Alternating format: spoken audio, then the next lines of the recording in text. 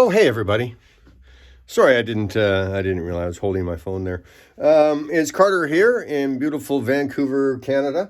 It's a beautiful sunny day out, but as you can see, I've got the double hood on. It's cold as a witch's boob in here. Oh, I'm in trouble with the witches. They're going to be on their computers. Hey, our boobs are the same temperature as a regular woman's. All right. Unless we have in a hot flash. I'm in trouble with the over 50s. That's okay. I'm well over 50 myself. And my wife has started having hot flashes, so I sympathize. I do fly my drone over her head when she's having one, and it cools her off nicely. And incidentally, that's the only time I get to fly the drone. So it's a win for me. But that's not what we're here today to discuss. We're working on the RZ 500, and I have moved on to carburetors. I hope to dispel a couple of myths that I have found on the internet doing research to rebuild these carburetors. As you can see, my shop manual calls for a 195 Mainjet. This is a 1985 RZ 500 Canadian model 52X, built in the 11th month of 84. So it's an early 85. And it came stock with 195 Mainjets and 22.5 pilot jets. The previous owner had removed the snorkels from the airbox and bumped down to a 190. Making a little leaner. As we all know, they ran very rich from the factory, and I guess he was just trying to save himself a few spark plugs. So that's what he was running. I ordered 4 carburetor rebuild kits from Yambits before I did any of my research. My bad. Now I am stuck with the Yambits kits, and I'll explain why in a second. It turns out, reading on the internet and doing a little bit of research, that perhaps there was a carburetor change in the 86 model, and or perhaps for a different region. I'm not sure. Both are mentioned in threads on the internet.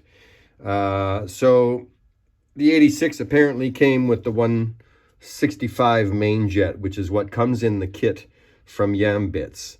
I, of course, have a 190 Mainjet. Reading further and researching it further, the emulsion tubes and the needles, of course, are different for the carburetors that came with the 165 Mainjets. So then we go to more internet speculation, and there's some people saying that the 165 that you find in the carburetors from the factory and the 165 in the kits that you buy are actually a 195, the same size orifice, but just marked wrong by Yamaha. And again, let me reiterate that Yamaha doesn't make carburetors or parts for carburetors. As a matter of fact, Yamaha made very few parts for this motorcycle. They outsourced a lot of it. It was designed by Yamaha. It was built by Yamaha on the assembly line, but a lot of the components were made by outsourcing to different companies. And of course, Mikuni was one of those companies. So if we look at my Mikuni emulsion tube, not this one right here, you can see that the holes drilled in it very straight, and they line up perfectly with the holes on the other side.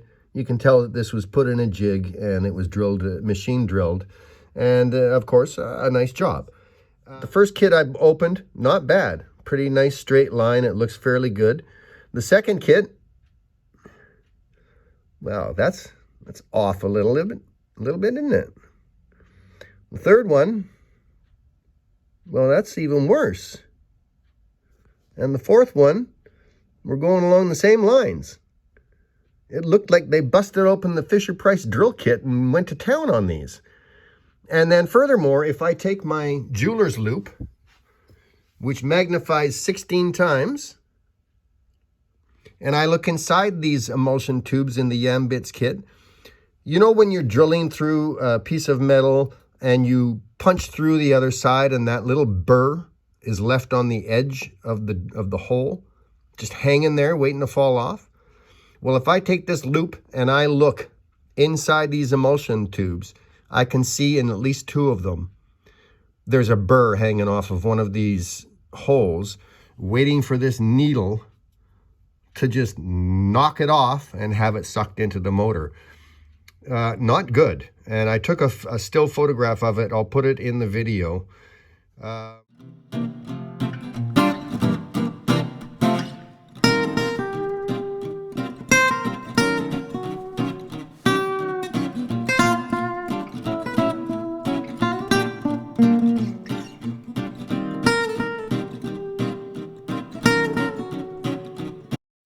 And, you know, this is a 165. It's not a 165 that's been marked wrong, okay? I've measured it with piano wire, okay? And I've also measured the 190.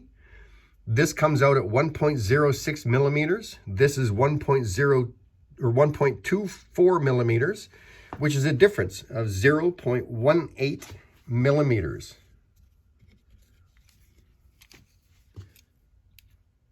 This is what 0.18 millimeters looks like. It's not a huge gap, but in terms of fuel consumption, that's pretty big. Okay, so clearly this is a 165 Mainjet and this is a 190. This isn't a 190 that's been marked wrong. And another way to tell is if we take the needle from the kit, we see that it pokes about 1/8 of an inch out of the 165 Mainjet. If we put the 190 Mainjet on there, we can see it poking out much further. Clearly, that's a much larger jet.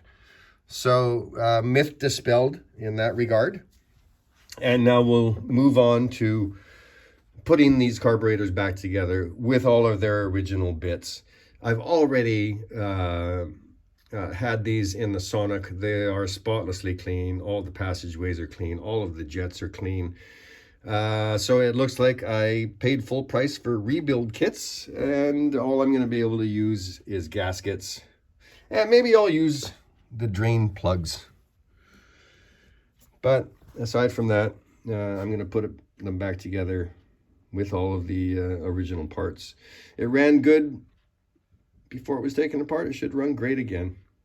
And eventually maybe I'll get a couple of snorkels and put them back in just so the bike is completely stock. That's the only thing that's missing on the bike at this point. So that's what I'll do. Until then, we'll see you guys soon. I will post a video of the installation and the setting up of the carburetors, if I can figure it out. Shiny side up, assholes. See you later. Say sweet things to me.